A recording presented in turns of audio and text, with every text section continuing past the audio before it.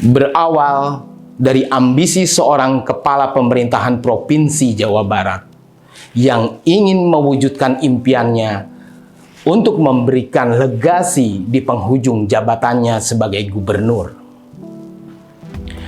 Ridwan Kamil yang gubernur Jawa Barat itu memerintahkan kepada wali kota Depok M. Idris untuk dicarikan lahan untuk dibangun sebuah masjid agung.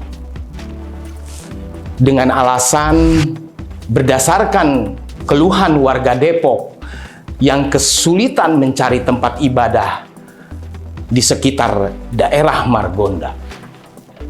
Pertanyaannya, benarkah Depok menjadi sebuah kota yang sulit untuk menemukan rumah ibadah? Berdasarkan dari Direktorat Jenderal Bimbingan Masyarakat Islam Kementerian Agama, tercatat jumlah masjid yang ada di kota Depok saja sebanyak 706 bangunan. Sementara musolahnya ada 240 bangunan. Sementara jumlah sekolah dasar yang ada di kota Depok hanya setengah dari jumlah masjid yang ada. Dan di Kecamatan Beji sendiri yang direncanakan akan menjadi lokasi penggusuran Sekolah Dasar Negeri 1 Pondok Cina itu, sudah terdapat 83 masjid dan 17 musola. Artinya, Depok merupakan kota yang tidak tepat jika disebut sebagai daerah yang kekurangan rumah tempat ibadah. Jadi, penjelasan yang disampaikan wali kota Depok bahwa masyarakat sulit menemukan tempat ibadah adalah alasan yang mengada-ada.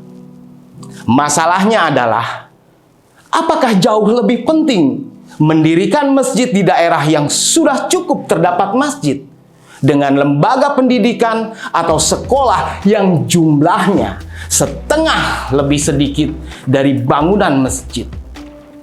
Yang menimbulkan kecurigaan saya, sangat mungkin hal ini merupakan upaya Partai Keadilan Sejahtera yang tengah mempersiapkan akomodasi yang dibutuhkannya untuk menghadapi pemilu 2024 melalui wali kota Depok yang bukan lain adalah kadernya.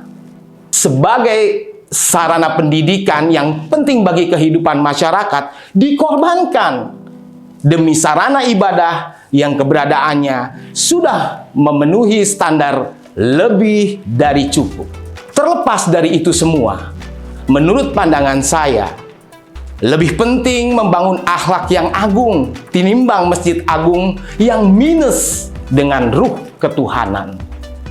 Ada baiknya Ridwan Kamil membatalkan rencananya untuk membangun megahnya sarana ibadah di kota Depok, karena membenahi Jawa Barat menjadi provinsi yang ramah jauh lebih penting daripada merestui Yana Mulyana wali kota Bandung meresmikan gedung dakwah Anas yang tidak membawa rahmah karena sepak terjangnya yang intoleran bagi penganut mazhab lainnya yang berbeda. Menurut penilaian saya, Ridwan Kamil bukanlah tipe manusia yang kapabel dalam menjalankan tanggung jawabnya sebagai gubernur. Hal ini berdasarkan pada rekam jejak yang pernah dilakukannya. Pertama, Ridwan Kamil pernah memasukkan organisasi terlarang HTI sebagai organisasi yang akan menerima dana hibah. Setelah mendapat banyak kritik, Ridwan Kamil membatalkannya dengan mengatakan hal yang tidak logis. Dengan entengnya dia mengatakan bahwa tidak sengaja melakukan hal itu. Aneh bukan? Kedua, serangan Ridwan Kamil yang ditujukan kepada Mahfud MD atas izin yang diberikan menyangkut kepulangan Rizik jelas Terlihat di sini RK sedang pansos untuk menjadi RI 1 dengan memanfaatkan sentimen masyarakat yang mengidolakan Rizik. Tapi upayanya gagal setelah Nasdem mendeklarasikan Anies sebagai baca pres partainya. Ketiga, istri Ridwan Kamil sudah lama mengetahui perbuatan bejat yang dilakukan Heri Wirawan atas santriwatinya. Sebelum kasus itu mencuat, tidak ada upaya dari suami istri itu untuk segera memerintahkan kepada aparat untuk mengusutnya, walaupun Ridwan berusaha menyanggahnya. Kalau memang benar apa yang dikatakan itu, pertanyaan kemudian, mengapa hal itu baru mengemuka ke publik yang membutuhkan rentang waktu berbulan-bulan? Saya serahkan penilaian ini kepada pemirsa. Akhirnya, saya berkesimpulan bahwa apa yang dilakukan Ridwan Kamil memerintahkan M. Idris sebagai wali kota Depok ditenggarai karena ada persamaan ideologis antara Ridwan Kamil dengan PKS. Saya menilai Ridwan Kamil adalah politisi yang genit. Ambisinya untuk maju sebagai capres atau cawapres sangat kentara.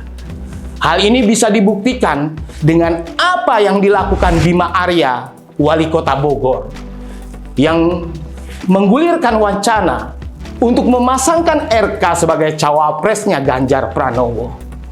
Apakah inisiatif ini murni gagasan Bima Arya?